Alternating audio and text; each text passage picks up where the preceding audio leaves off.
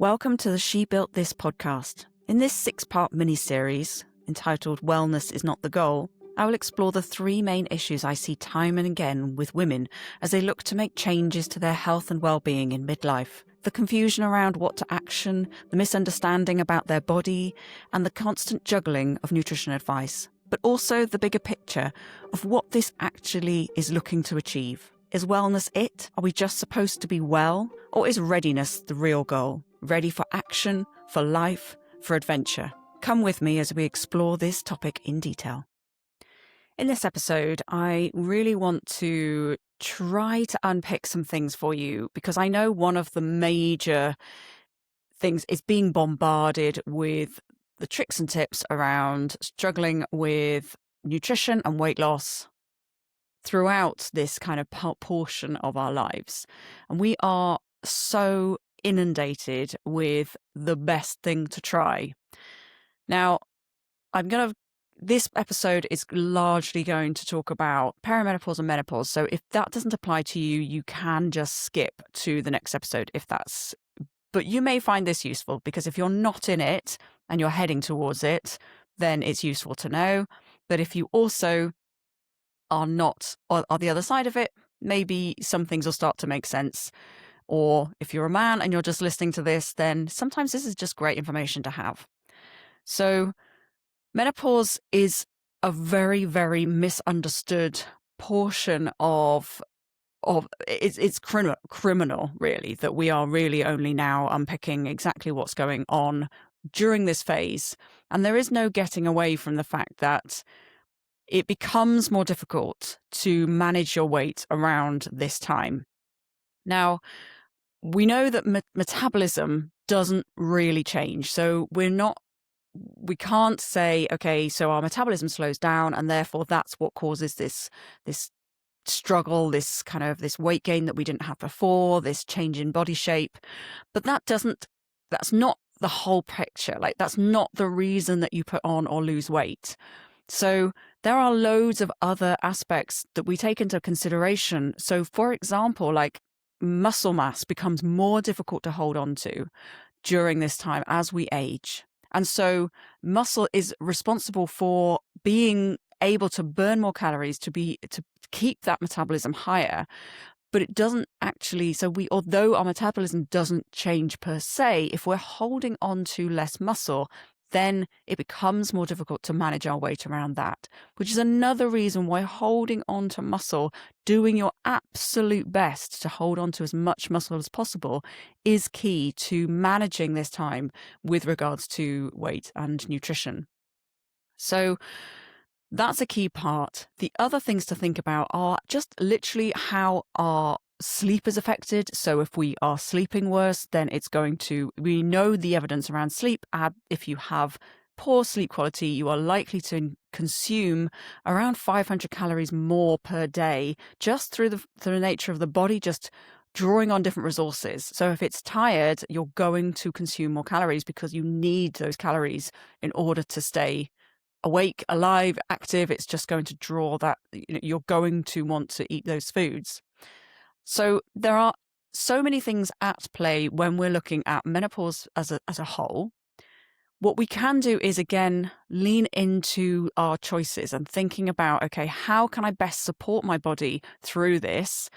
And it often doesn't turn into a hack. It doesn't. This is what I'm going to cover in the next episode, is really kind of understanding that having a framework rather than a hack. And that's, again, where I lean very heavily with the Sampira framework on, okay, let's look at this through the lens of the body, but also take the lens of the emotional, mental, and spiritual aspects of all of the things that are going on for you and see, okay, the body is part of it, but also you have other things. So emotions are just all over the place. Again, your mood swings, the ability, like I have never experienced low mood in the way that I have in the last 2 or 3 years. And it is very much dependent on that. So that fluctuation, these big, do you remember I said in the last episode how the body likes sort of these small incremental changes? But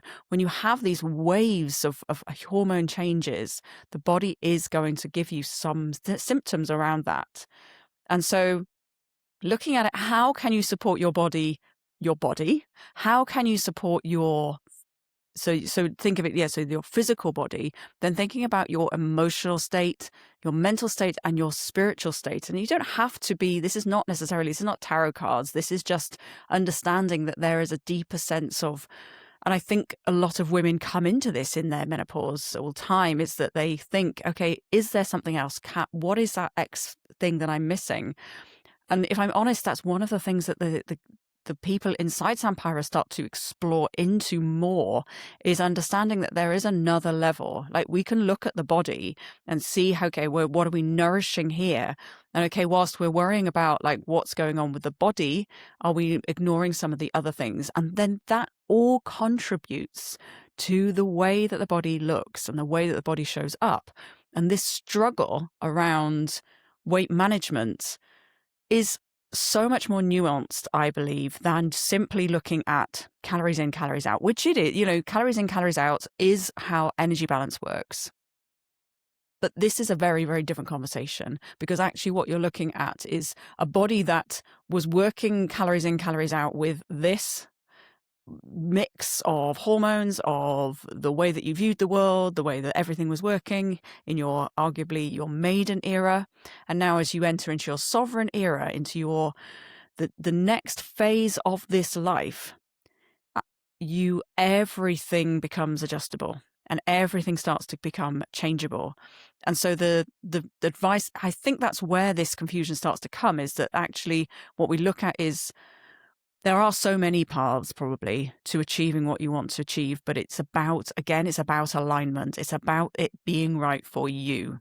And in the work I do with my clients is very much a kind of working out which path is going to be the best path for you. And okay, so yes, you're in perimenopause.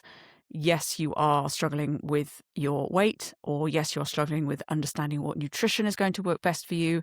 But when we look again at the lens, all the work we've just done in this podcast, even around, okay, what's the identity that you're holding?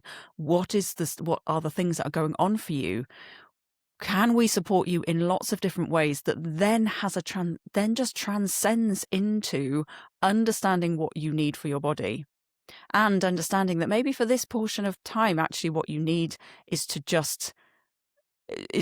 eat in a way that supports that, and then move into a different phase. Because ultimately, this is the thing with nutrition. Like, if I'm honest, I find nutrition quite dull, because it's so black and white, really, that there isn't much more to, it is energy balance. It's foods in, foods out. The way that the body uses that food that's where it starts to get interesting.